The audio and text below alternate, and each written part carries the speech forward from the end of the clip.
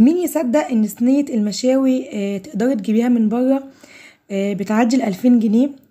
انتي ممكن تقدري تعمليها بأقل من كده بكتير، ومش هتكمل معاكي اصلا ال1000 جنيه.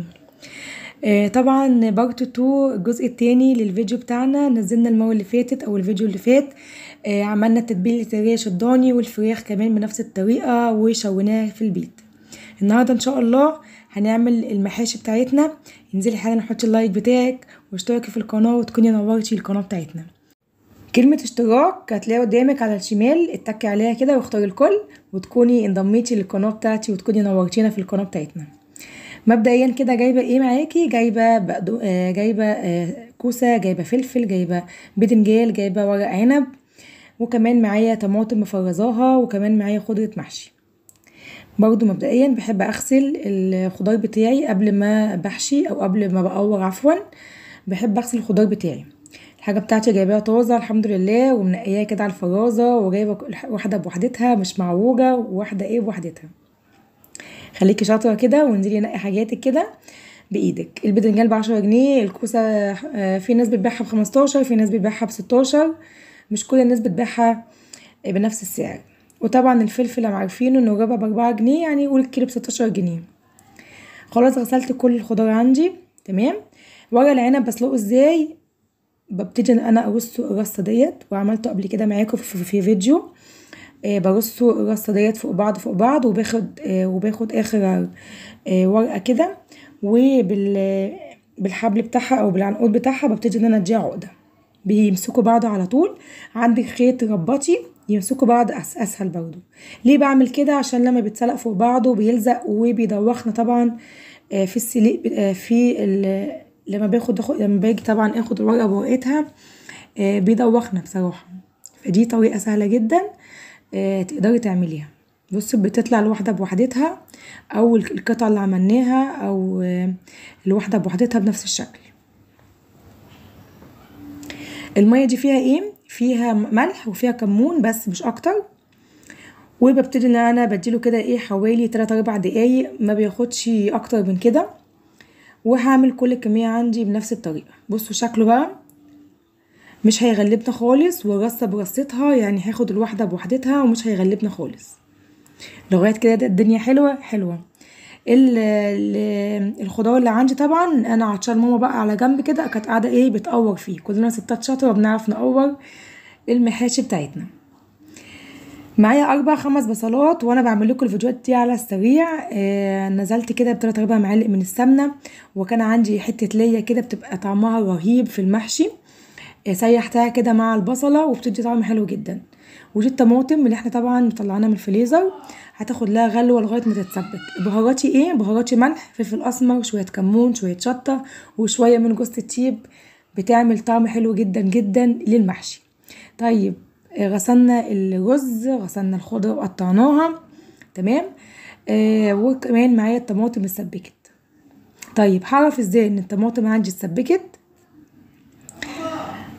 بعمل خط كده، بلاقيها ما راحتش معايا ولا يمين ولا شمال، ثابته كده. الطماطم عندي اتسبكت. عشان ما تطلعش معاكي ملوخيه وتخلي عندك الحشو او خلطه المحشي تبقى ملوخيه، ده كده الخطوه المهمه لازم تعمليها في المحشي. المحشي ما بشوحوش كله على بعضه بنفس الشكل.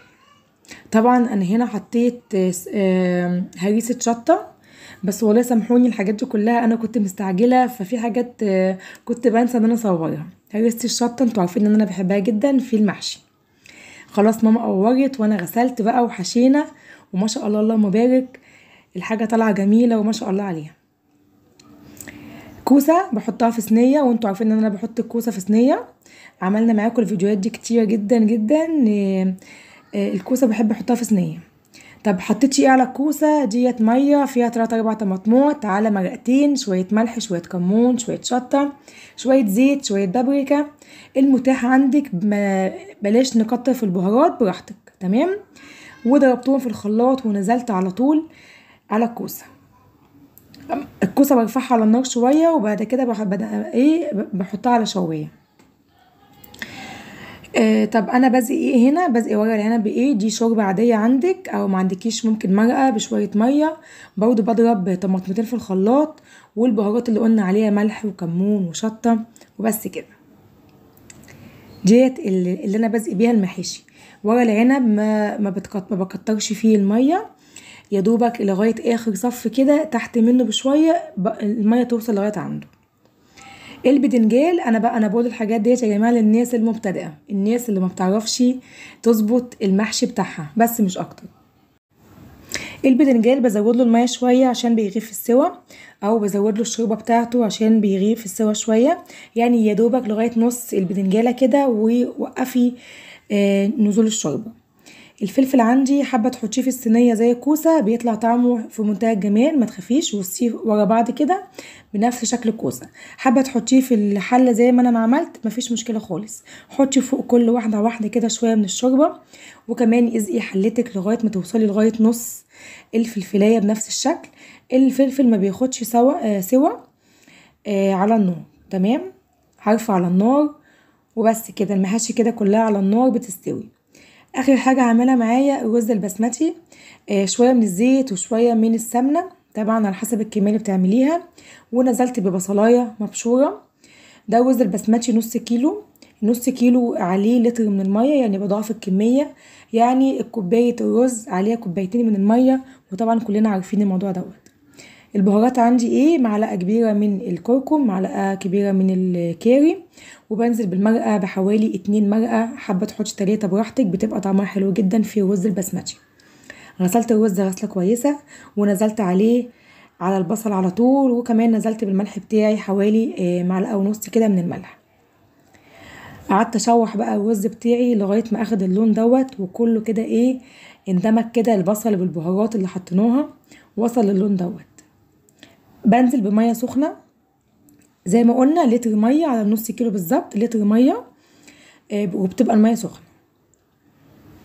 هقلب بقى واشوف الملح بتاعي، محتاج ملح تاني حطي، ملحك مظبوط تمام، الله ينور عليكي، وتكوني ظبطتي ملحك من البدايه. هغطي اسيبه لغايه ما يشرب ميته، وهوطي عليه. الكوسه شكلها حلو جدا جدا.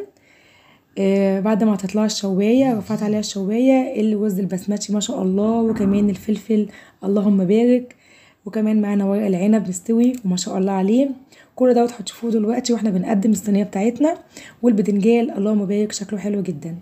عملنا شويه طحينه عشان جنب الريش الضاني والفراخ، طبعا حاجه كده ايه لزوم الدلع. لو حابين الطريقه اكتبولي في التعليقات وانا هعمل لكم طريقه الطحينه.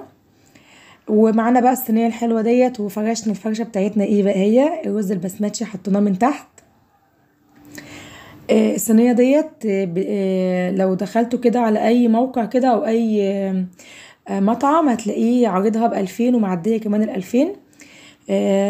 تقدري تعمليها في البيت على فكره، مش شرط الريش ضاني، ممكن نقدر نعمل اي حاجه، اي نوع لحمه شرايح مثلا، لو انت مش حابه عندك طبعا ريش ضاني، تمام. تقدري تعمليها فراخ بس بنفس الشكل. انزلوا حالا اتفرجوا على الفيديو اللي قبل دوت، هتلاقوا طريقه تتبيله الفراخ وشوينا في البيت، وكمان طريقه ريش الضاني كمان متبلينها في البيت. ده كده الشكل النهائي. لا مش الشكل النهائي، لسه كمان هنحط المحاشي، هتبقى صينيه واحده بس ومش هنعمل مواعين، وهيبقى الشكل خرافي في الاخر. هنا طبعا انا كنت بصور وجوزي هو اللي واقف بيرص، ربنا يخليهولي طبعا. كان بيرص رص عشوائي، ما كانش بيرص يعني قاصد اللي هو يطلع شكل حلو، كان بيرص رص عشوائي. والحمد لله طلع جميله جدا. الصينيه ديت كان فاضلها ايه؟ كان فاضلها شويه دلع، شويه يعني شويه عزبون مثلا، شويه سمبوسه، يعني كان لازم ندلعها شويه، بس قلنا الحمد لله برضو العزومه بتاعتنا لغايه كده وكفايه. حطينا البدنجال والكوسه والفلفل وورق العنب بتاعنا بنفس الشكل، طبعا زي ما قلت لكم رص عشوائي. انزلوا حالا حطوا اللايك بتاعكم، واكتبوا لي في التعليق استاهل كام من 10، تمام. وقولوا لي شكل الصينيه عجبكم ولا لا. سامحوني كان لازم الفيديو ينزل على مرتين. طبعا ادم هنا بيقول لكم اعملوا لها لايك، موافقين على الشكل او مش موافقين على الشكل ما تتكسفوش يعني، بس هو ان شاء الله الشكل بتاعنا يعجبكم باذن الله وتنفذوه. الفيديو بتاعنا خلص، يا رب يكون الفيديو عجبكم، وان شاء الله انتظروا اللي جاي، ومع السلامه.